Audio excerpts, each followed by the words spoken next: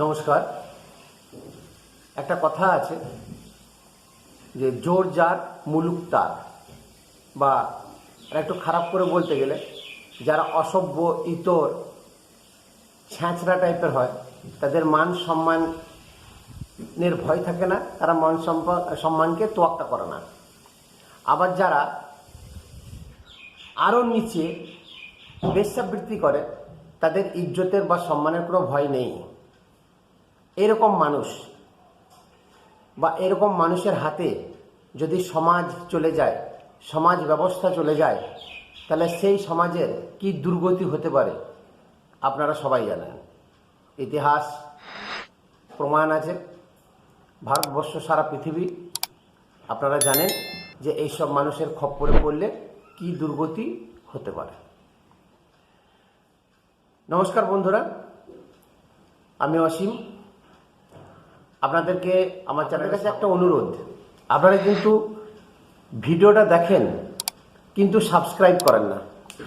দেখুন, সাবস্ক্রাইব করা মানে আপনাকে পয়সা লাগছে না, পকেট থেকে কোনো কিছু দিতে হচ্ছে না। আপনি জাস্ট সাবস্ক্রাইব করা মানে উৎসাহিত করা। আপনি আমাকে উৎসাহিত করবেন, আমি আরও ভালো ভালো জিনিস নিয়ে আসবো। আপনারা জানেন আপনাদেরকে অ্যাওয়ারনেস বা সমাজের অ্যাওয়ারনেস করার জন্য এই জিনিসগুলো আমি নিয়ে আসি। আপনারা ভালো দর্শক, তাই আমার ভিডিওগুলো দেখেন। এগুলো অতি অবশ্যই প্রচার করা দরকার আছে। সেই জন্য আপনাদের কাছে একান্ত অনুরোধ, আপনারা অবশ্যই আমার এই ছোট্ট চ্যানেলটাকে সাবস্ক্রাইব করবেন।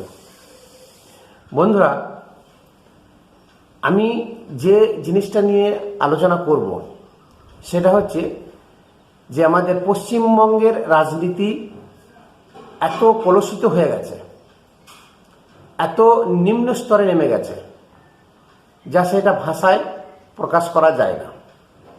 আপনি সকাল থেকে রাত পর্যন্ত মেইন স্ট্রিম মিডিয়া চ্যানেলগুলো খুলবেন, দেখবেন প্রত্যেকটি যে কোনো দলেরই হোক, আমি কোনো একক রাজনৈতিক দলের নাম নিচ্ছি না, প্রত্যেকে কিন্তু একে অপরের প্রতি কাদা ছড়াছড়ি, গালাগালি, নানা রকমের ভাষা প্রয়োগ। বাংলার রাজনীতি এর আগে এরকম ছিল না। আমরা ছোট থেকে দেখে এসেছি, বিশেষ করে আমরা বামফ্রন্টের শাসনকালে আমরা বড় হয়ে উঠেছি। আমাদের যখন শৈশব অবস্থা, সেই সময় বামফ্রন্ট 1977 সালে এসেছিল। এই কালচার কিন্তু ছিল না। তখন মানুষও শিক্ষিত, সভ্য ছিলেন এবং মানুষকে ভালোবাসতেন। সমাজ সম্পর্কে, দেশ সম্পর্কে তাদের চিন্তাধারা একটু উন্নত মানের ছিল। যত দিন গেছে তত মানুষের মধ্যে চাওয়া পাওয়া এবং বিকৃত মানসিকতা সৃষ্টি হওয়ার জন্যে আর সেই সব মানুষ রাজনৈতিক প্রতিনিধি হয়ে আরও কলুষিত করেছে। কিন্তু বর্তমান যুগে এবং এই বর্তমান সরকার যে রাজনৈতিক দলটি রয়েছে, সে কিন্তু টোটালি একটা বিশেষ সম্প্রদায়ের প্রতি মানে আনুগত্যবদ্ধ, যেন সেই সম্প্রদায়কে ছাড়া বাঁচবে না। সেই সম্প্রদায়কে যত রকমভাবে সাহায্য করা যায় সরকারের থেকে বা শক্তিতে থেকে, সব রকমের কোনো চেষ্টা করতে ছাড়ছে না।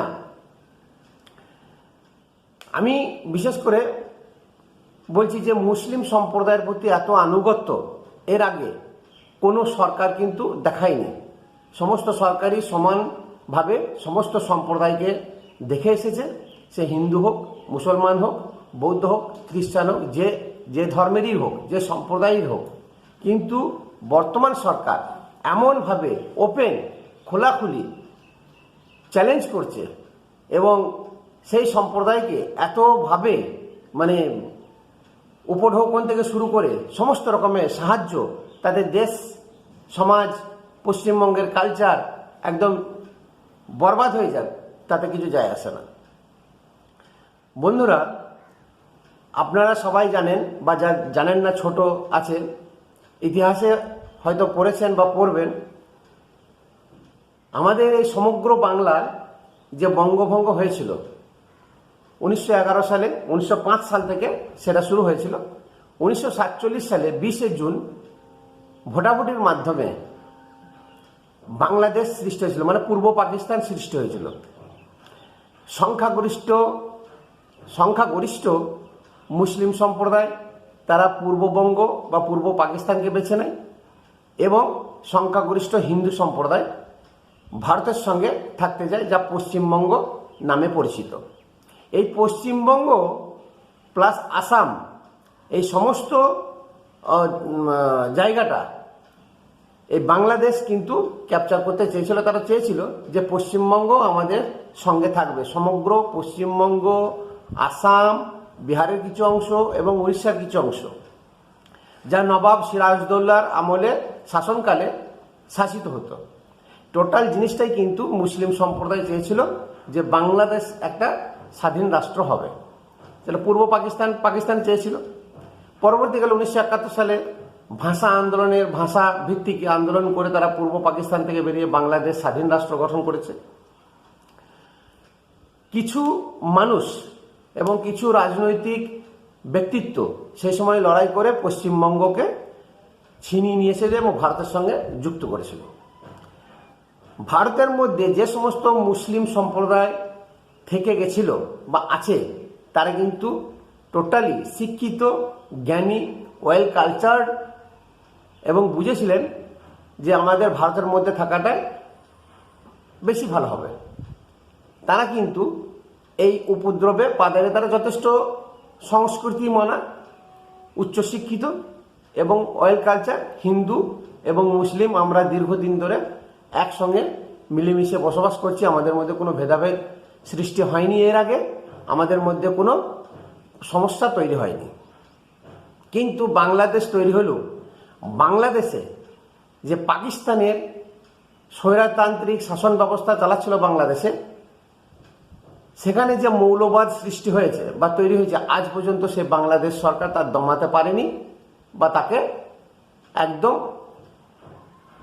শেষ করে ফেলতে পারেনি। দিনের পর দিন আজ পর্যন্ত কিভাবে মৌলবাদ মাথাচাড়া দিয়ে উঠছে, সন্ত্রাসবাদ কিভাবে মাথাচাড়া দিয়ে উঠছে, এবং বাংলাদেশ সরকার প্রতিনিয়ত চেষ্টা করে যাচ্ছে সেই সমস্ত মৌলবাদীদেরকে দমাবার জন্য বা তাদেরকে সমাজ থেকে বিতাড়িত করার জন্য, এবং আশ্রয়স্থল হচ্ছে পশ্চিমবঙ্গ। এই পশ্চিমবঙ্গে এসে এখানকার মুসলিমদেরকে উৎপীড়ন করে এবং মুসলিমদেরকে ব্রেন ওয়াশ করে তাদেরকে প্রতিনিয়ত, মানে এটা বোঝানো হয়েছে যে এই পশ্চিমবঙ্গটা কিন্তু আমাদেরই, তা আমরা সকলে মিলে যদি উঠে পড়ে লাগি, তাহলে এই পশ্চিমবঙ্গ রাজ্যটাও আমাদের বাংলাদেশের মধ্যে বা সমগ্র একটা ইসলাম রাষ্ট্র তৈরি করতে পারবো। এই যে মনোভাব, এই মনোভাব এমনি এমনি করতে পারবে না, আক্রমণ করতে পারবে না, সেই যুগ আর নেই। এখন সমস্ত সারা পৃথিবী জুড়ে একটা ডেমোক্রেসি, গণতান্ত্রিক পদ্ধতিতে দেশ চলে। এখন রাজায় যুদ্ধ হয় না। তাহলে সেইভাবে আমি এর আগেও একটা ভিডিও বানিয়েছিলাম যে আগে যেমন রাজারা যুদ্ধ করে রাজ্য জয়, দেশ জয় করত, এখন গণতান্ত্রিক পদ্ধতিতে মানুষ রাজ্য জয়, দেশ জয় করে। তাহলে আমাদের কিছু লোভী রাজনীতিবিদ, যারা নিজের স্বার্থ, নিজের সংসারে, নিজের পরিবারকে ছাড়া আর চিন্তা ভাবনা করে না যে আমি 5 বছর 10 বছর যদি শাসনকালে থাকি, আমি যে ডেভেলপমেন্ট, যে পরিবারের জন্য অর্থনৈতিক উন্নতি করে ফেলবো, তা আমাদের 7 পুরুষ আর চিন্তা করতে হবে না। সেই সব মানুষরা এই সমস্ত মৌলবাদীদের সাহায্য নিয়ে আজকে রাজ্য তথা দেশের 12টা বাজিয়ে দিচ্ছে। আজকে চিন্তা করুন, এরকম কোনো মুখ্যমন্ত্রী আপনি দেখবেন না যে ওপেন হাইকোর্টের বিচার ব্যবস্থাকে চ্যালেঞ্জ করছে, মানি না, যা করবেন তা মানি না, স্বৈরাচারী মনোভাব, আমি যেটা করব সেটাই ঠিক। উনি ওপেন বলে দিচ্ছেন যে পৃথিবীতে কোরআন থাকবে না, বাইবেল থাকবে না, মহাভারত থাকবে না, গীতা থাকবে না, রামায়ণ থাকবে না, কিন্তু আমার সমস্ত কিছু থাকবে। এরকম কাউকে বলতে শুনেছেন? আমি যেটা বলবো সেই কথা থাকবে। আমার লেখা বই থাকবে, মানে আমি যা যা করছি সব কিছু থাকবে, বাকি কোনো ধর্মগ্রন্থ থাকবে না। তাহলে কত বড় মিথ্যাচারী!